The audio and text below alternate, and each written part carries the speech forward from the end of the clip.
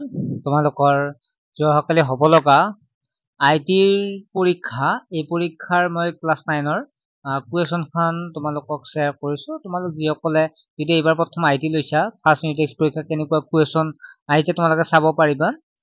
ইয়াত তোমালোকে দেখা পাইছা কি আছে কোনটো সঁচা বা কোনটো মিছা লিখক, য'ত ট্ৰু অৰ ফলছ লিখিব দিছে 1 into 5 এটাত 1 নম্বৰকে 5টাত 5 নম্বৰ আছে। Face to face communication is non verbal communication, ইয়াত কোনটো সঁচা মিছা লিখিব দিছে। তাৰপিছত দিছে আছে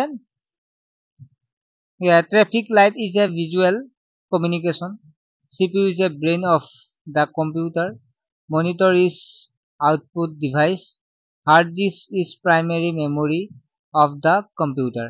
Next will fill in the blanks আছে য'ত 5 নম্বৰ আছে কি হ'ব সুধিছে। আৰু নেক্সট হৈছে 3 নম্বৰটো আছে ৰাইট শ্বৰ্ট নোট লিখিব দিছে।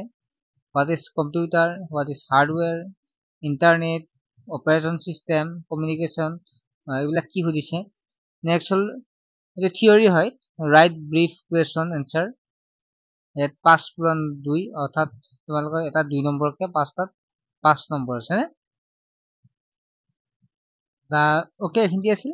প্ৰথম প্ৰশ্নটো what is the difference between hardware and software তেনেকুৱাকে দিয়া আছে। What is the difference between verbal and non verbal communication, what is self management, right few self management skill, what is the difference between RPM and ROM অৰ্থাৎ RAM আৰু Rome. আৰু what is ISP, right the example of ISP। ছাত্ৰ-ছাত্ৰীসকল তোমালোকে এনেকুৱা প্ৰশ্ন তোমালোকে কালি পৰীক্ষাত পাবা, গতিকে ভালদৰে চাবা আৰু পৰীক্ষা ভাল কৰিবা।